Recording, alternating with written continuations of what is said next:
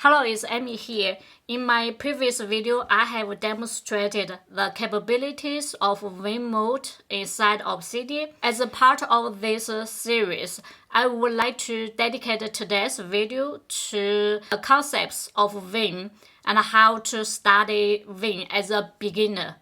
Although there's a bit of a learning curve for beginners, I believe you will eventually have the aha moments after practice a lot at your work. For further exploration, you can check out one of my articles about how I personally shifted from VS Code to Vim as a software developer. But in this video, we're not talking about working on the coding project. We'll only focus on the Vim mode. I try to make this video approachable and beneficial to both programmers and non-programmers. There are Vim editor and also Vim mode. They are two different things. In order to use Vim editor, you need to configure many things like LSP configuration to create the working environment for a specific programming language you are using for your projects. But today's video, as I said, it only talk about Vim mode because knowing how to work on the Vim mode is the central part of leveling up your productivity as a writer or just anyone who writing notes on the daily basis. I hope this video would inspire you to integrate Vim into your daily work. If you are a programmer, you could apply it to your coding projects. Or if you don't know anything about programming, you are not a programmer, no problem.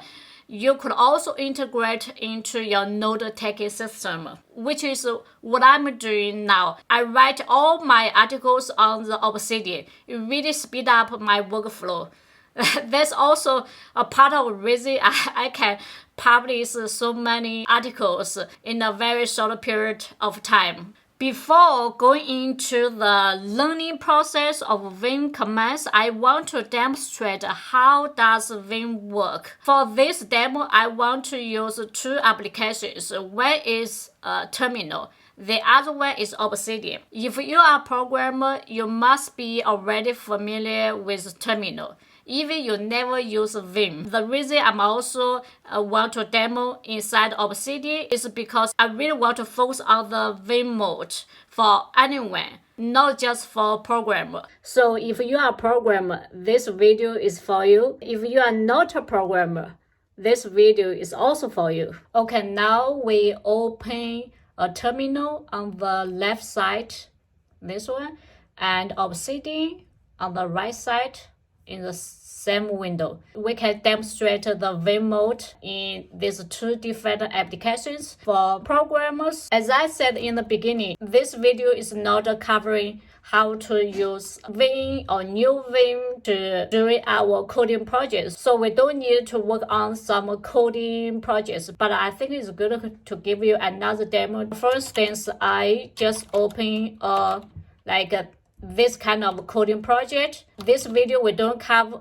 how to configure the LSP and other stuff to use Vim for our coding projects. So we don't necessarily need this. Instead, we will try to write some articles.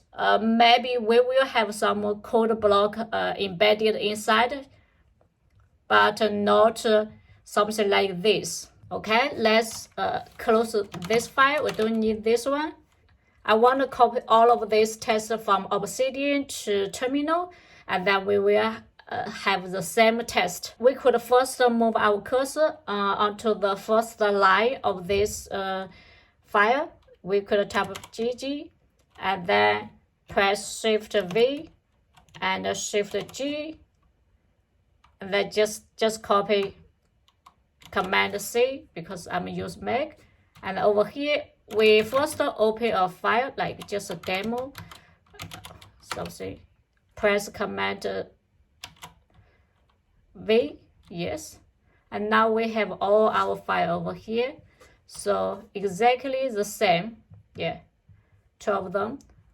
Okay, let's demo some keystrokes inside the terminal first. You can see all the keystrokes. When I type something, you can see the keystrokes over here. if I want to move my cursor, like I can move it down, and I can move upward, I can move left side, I can move right side, yeah, I move right side, I can move as a word or backward, or move to the end of a word. I can delete this whole sentence and then redo it, and also, yeah, undo it, yeah, redo it. I also copy this lines of code, YY, and then paste it, and then now have two exactly the same, and then undo it, yeah. And something else, maybe I can delete from this letter until the end of the sentence, just like Shift D. Yes, select this, use Shift V, select the whole lines. Then we can do the same thing inside Obsidian, like we did in the terminal. And then I can delete this one and undo it. You see, I can delete it. I can delete something like inside this quote. Delete in quote. Delete in. And also I can, yeah, delete this, undo this, and go to the number and anything else. Yeah. Can copy this and paste this. Yeah. Go to the top. Yeah. We can type something like it is a demo using Obsidian. Yeah. Yeah, we can redo everything. Yes. And then select all of this. If I don't want this, just delete. Keep it. Also, I can search something like some Vim. Yes. Go here and then press N and go to the next. Press big N. Go to backward. Yes. Now we come to the first concept. Let's first grab the idea of Vim mode. The first one is called normal mode. The normal mode means move a cursor around everywhere. J, move our cursor downward. You see? And use K, move upward.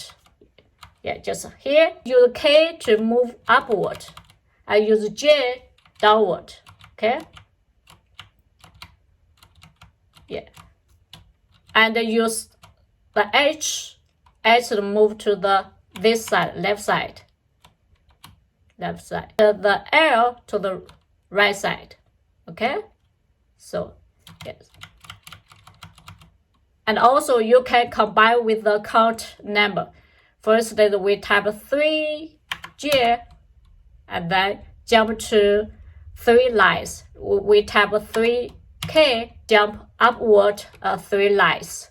And then if we type 3H, we move to the 3 letters on the left side, and the 3L we move on the right side. So we can combine with the numbers. With Obsidian, it's the same story. Okay, let's just move this. We can move up, move down, move left side, move right side. Let's move my cursor a little bit. Yeah, there's my cursor over here. Yeah, yeah, move to this side and also to this side, and also upward and also downward. Yes. So yeah, if you press your keyboard, and they will move very, very fast. You can change this speed from the settings of your computer. Of course, normal mode doesn't just allow you moving your cursor around. You also can do something. For instance, I'm now in the normal mode. If I want to delete first, if I want to delete this word, I just DW and then delete this word. D means delete. In addition, we could also delete a letter. We move our cursor to here, to the Y, and then we press X, and then it delete. But we are still in the normal mode. We're still in the normal mode, and we can do many other things. Delete, and we can still delete many things. We do back. So inside the normal mode, we can move our cursor around, use H, use J, move downward, use K, move upward, use H, move left side, use L, move right side. And these four key strokes maybe it doesn't resonate with you at the beginning, because DW is delete word, it has some meaning. But HJKL, my suggestion is like, if you are used to touch typing, think of this case on the right position. Practice a lot, and then you will build this kind of muscle connection, like mind-muscle connection. You don't even have to think about which way is up or left side. You just do many practice, and then your hands automatically know which side. Now we come to insert mode. Insert mode means we can tap anything inside insert mode. First here, I can tap anything inside here. Yes, like we did Notion, or any other note-taking app. Currently, we are in the normal mode. In order to enter the insert mode, there are 4 ways. If I press I, and then we enter the insert mode over here, and then I can tap anything I want. Okay, and if I press the Shift I, enter the insert mode at the start of the current line, and then we can tap anything we want. And the small a will enter the insert mode appending after the cursor. So if our cursor is over here, and then we press A, and then we tap anything over here. To compare the small I and small a, we can we put our cursor over here, like D.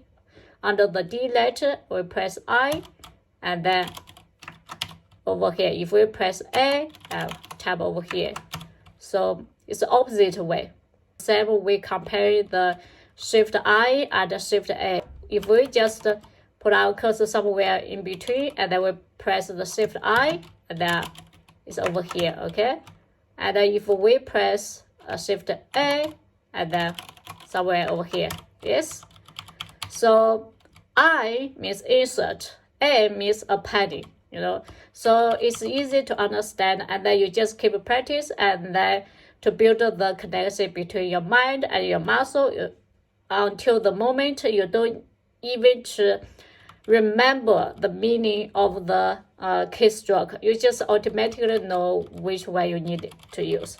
Okay, that's for the insert mode. Now let's come to the visual mode. The visual mode means we can highlight the areas of text. We allow us to enter the character-wise visual mode. Means what? Like first is a quick demo. If our cursor is over here, and then we press the V, and then now we will enter the visual mode. And at this moment, if we use the previous the navigation keystroke, like over here, and then we can move our cursor over here, move up, move down, move up, move left side, move right side, and then we can select any area we want. The next one is the Shift V, the uppercase V. It allows us to enter the line-wise visual mode. So if our cursor is over here, we press Shift V, and then you highlight the whole line, the current line we were on. We can move our cursor, use HJKL. We can move left side, up side, And then the same story. At this mode, we could move up and use K, and move down, use J to select the lines we want. I normally use Vim mode quite a lot. For instance, if I want to select this part and then I want to, copy and paste, I just do like this way, and then now I the same test over here. Just do some quick duplicate. You can do like this way. And the last one is Control V. Enter the block wise variable. If our cursor is over here, press Control V. And then I move, use J, and to move our cursor over here and move here. So I select it's like everything is block wise. And then up to this point, I can do many things. I can delete, and then I delete all of these lines of code. But maybe it doesn't make sense to you, like what the hell, why should I do like this? But I can give you some like a quick demo. For instance, if I put my cursor over here, I just press Ctrl V and then press J over here, and then I want to give some like add some word like hello over here, and then we will have the hello word at each of the selected line.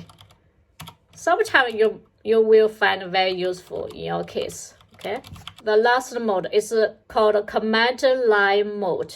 Type colon, and then now if we type H means help, and we give something called test, and then we will see the reference. You can type anything like you don't know, like Vim mode, and then you type here, and then give you something like this, Vim mode. But the most popular ones, the first one is colon W means save. W means write. We save the current file. And the other one is Q. Q means quit. We quit the file. Okay, so we use quite a lot. But if you are using Obsidian, you don't have to type colon and W in order to save the file, because Obsidian will save your file automatically. Okay, let's move on to the Vim grammar. The first one is motions. We need to master these 4 different key bindings: H, J, K, L. H means move 1 character left. If we type H, 1 character left, type 1 time, and if we press all the time, it will move all the way to the left. The opposite way is L. We move our cursor to the right by 1 character. So we move here, move 1 time, 1 time, 1 time, 1 time, and move all the way. And then also we can move 1 row down by type J, and 1 row down. And also the opposite way, we can move 1 row up. Okay, and you can. We already demonstrated at the beginning, but it's really important key bindings. We need to repeat many times throughout this video. Besides these 4 key bindings, there are also many useful key bindings. For instance, like W. W means if I press W, it will move my cursor to the beginning of the next word. If I press again and press again to the beginning of the next word. The opposite one is B. B is backward. Okay, so forward and backward. Okay, so it's like this way. We can move our cursor to the end of the current word by press E. E means end. So if our cursor somewhere, anywhere, like at any letter of this word, we press E, we move our cursor to the end. Okay, so like E, yeah, like this way. If we want to move our cursor all the way to the beginning of the current line, the end of the line, we press this way. These 2 pairs is like the opposite way. Okay. And also we can jump to the next paragraph by tap curly brackets. Okay, move to the next paragraph. Okay. The next, we can combine the count number with the motion. So for instance, if I'm on the line 57, and then if I want to move to 59, I can press 2 and J. 2 and J means 2 plus 57 equal to 59. So that's what does that mean. But sometimes you might like it's a little, you have to count the number. There's a quick way to move our cursor to any line you want. For instance, I want to move to 84. You just tap 84 and press Shift G, and then move the cursor move all the way here. And then if we want to move to for instance, move to the line 10, press 10 and Shift G, and then the cursor over here. And also we can move all the way to the end of this file. We can press Shift G. To the start of this file, we can press GG. So just keep practice, The more practice you get, the more connection you will get between your mind and your muscle. So just build this kind of muscle memory. At the beginning, like you probably feel it's a little bit awkward. More practice, when you get the muscle memory, you don't even have to remember which way does what. Sometimes if you ask me like the K means forward or downward, sometimes I have to think a little bit because I use muscle memory. I don't quite remember this. The muscle memory is even faster. Perform exercise based on muscle memory is more efficient than our brain memory sometimes. So just build up the muscle memory. It's best for the typing work. When we're working with the computer, and most time we use our keyboard shortcuts. It depends on the muscle memory to speed up our workflow. Okay.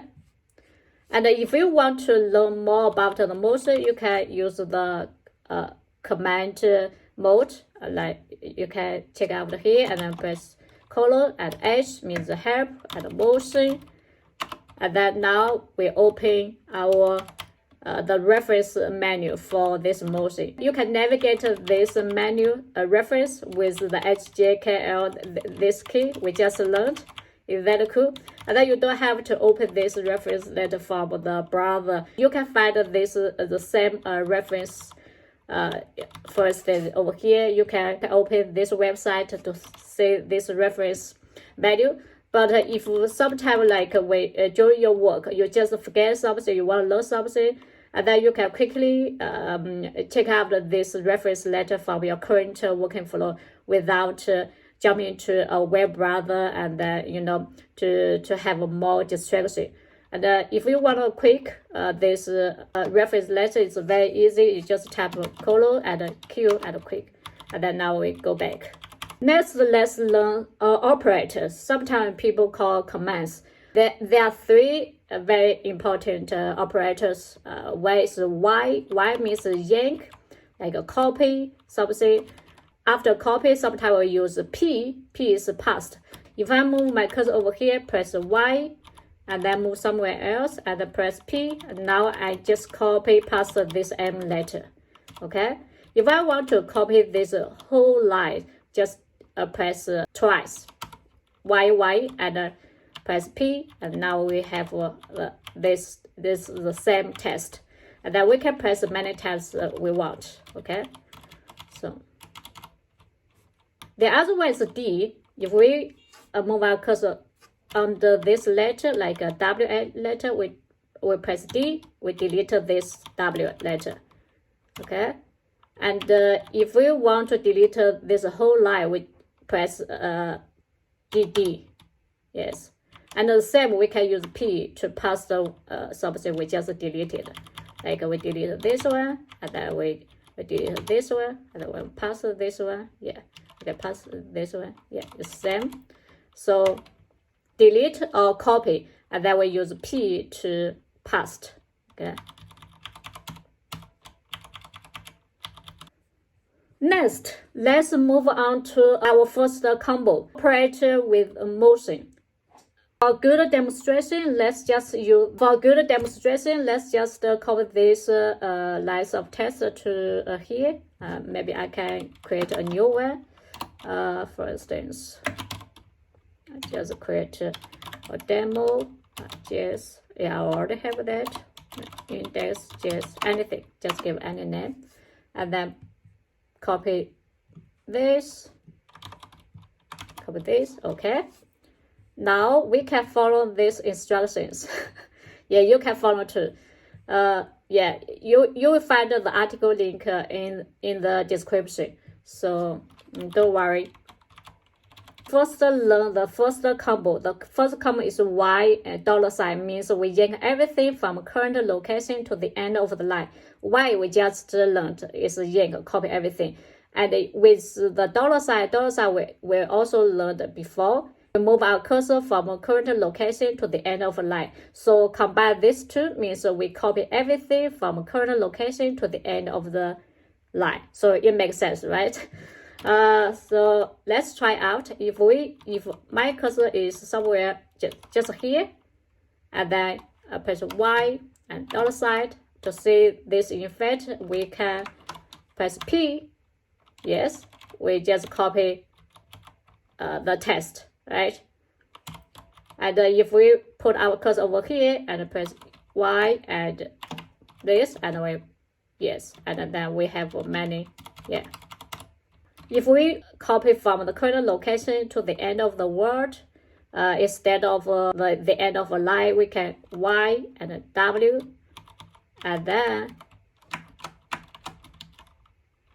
these three letters, we just copy these three letters. But most of the time, maybe like you want to copy this entire word, we press Y, I, and W, and then we press P, and then we copy this. And IW we will learn next is called a text object, very useful. Next, let's move on to the D. Similarly, D combined with the $, D means delete, okay? And the $, like move our cursor from current location to the end of the line. So combine these two means we delete from the current location to the end of the line. So if our cursor is over here, press D and the $, yes, we just delete, okay? And press U, we undo it. There's still a lot. We can move on to this part. Like for instance, we can combine operate and count number and motion. We can combine these three together. For instance, if I want to delete like this, I want to delete this word and also this word, okay? I want to delete two words. So if my cursor is over here, okay, D2W, yes, I delete two words instead of yeah, I can delete W this, press twice. It's the same, yeah, okay. And also, if I want to delete the next two lines, okay, let's give it more lines for a good demonstration. If our cursor is on the second line, okay, under the second line, we want to delete the next two lines. Means we want to delete in total 3 lines.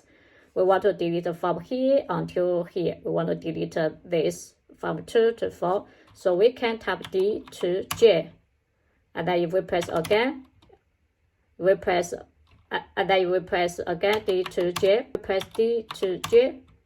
And then now we only have 2 lines. The second line, yeah, although it's empty, but it's a line. So we can also delete this by press DD and then DD. We can delete everything and we undo everything back.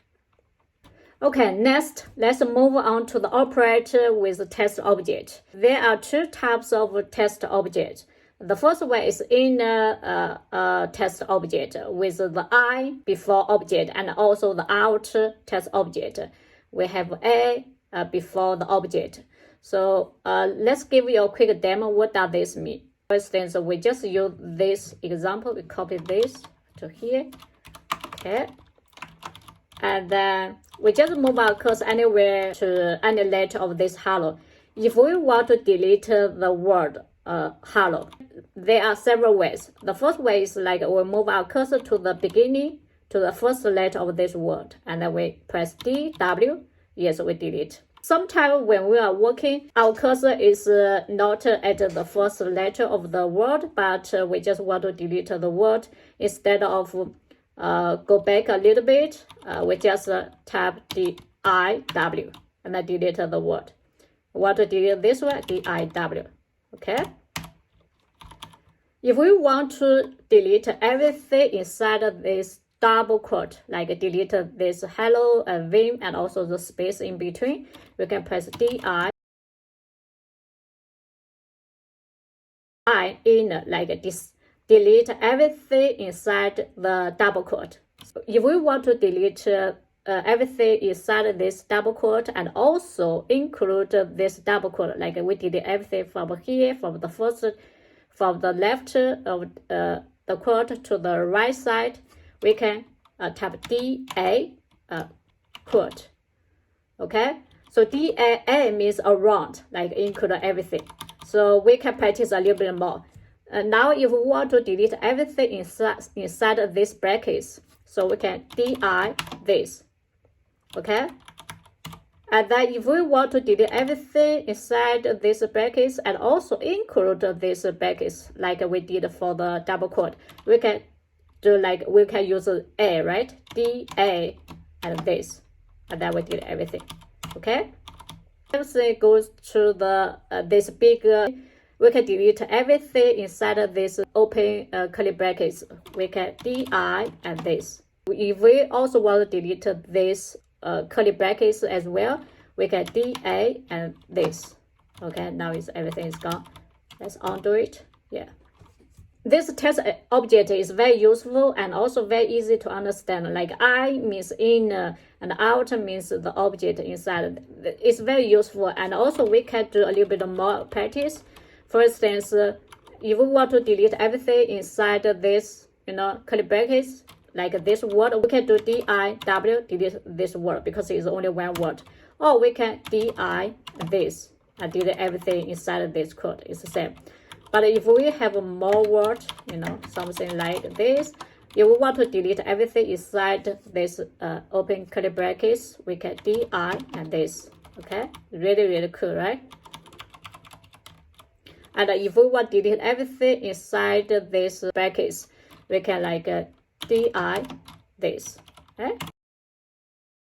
Okay, come to our last part. I want to show you some Vim tricks to really power up your Vim proficiency.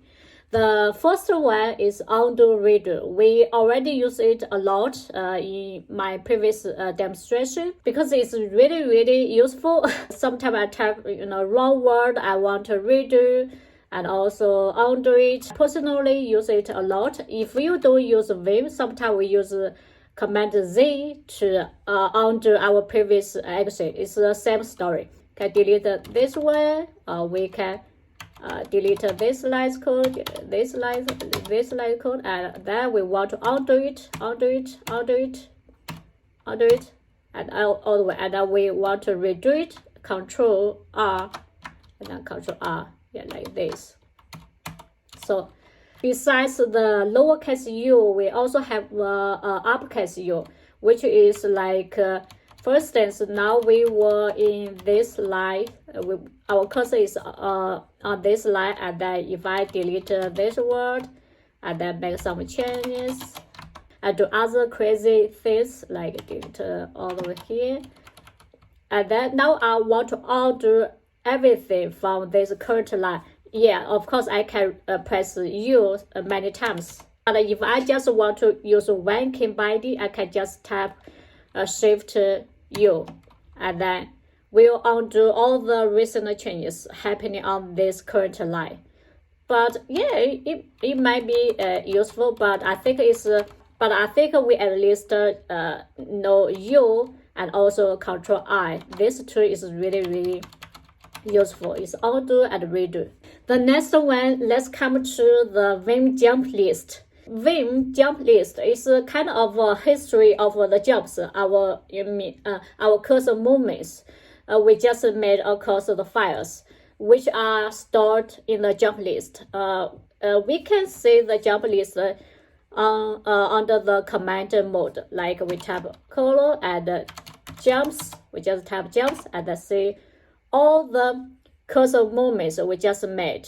But in order for the good demonstration, we can clear out all the jumps.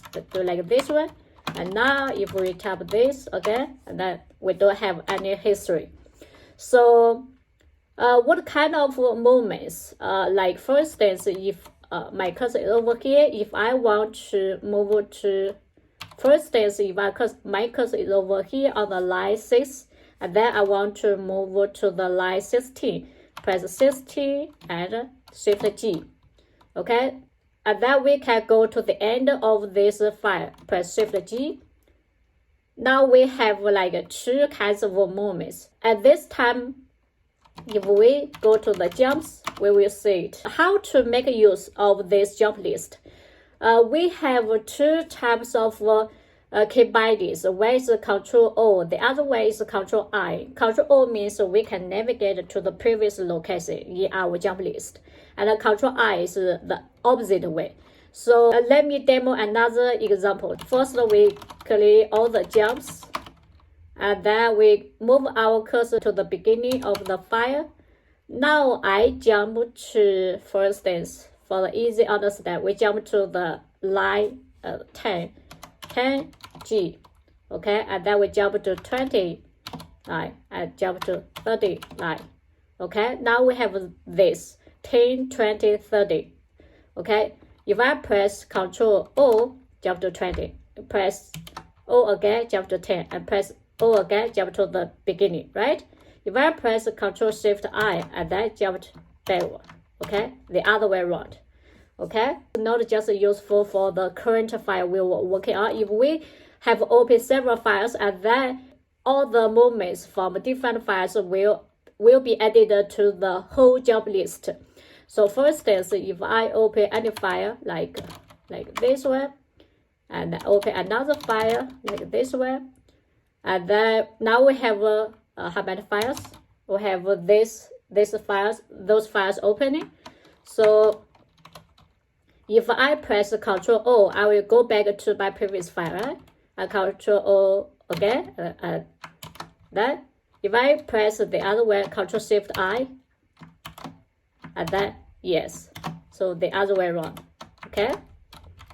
So the jump list is very useful, especially when even we are working on one files, but it's more useful when we are working on multiple files for our bigger project.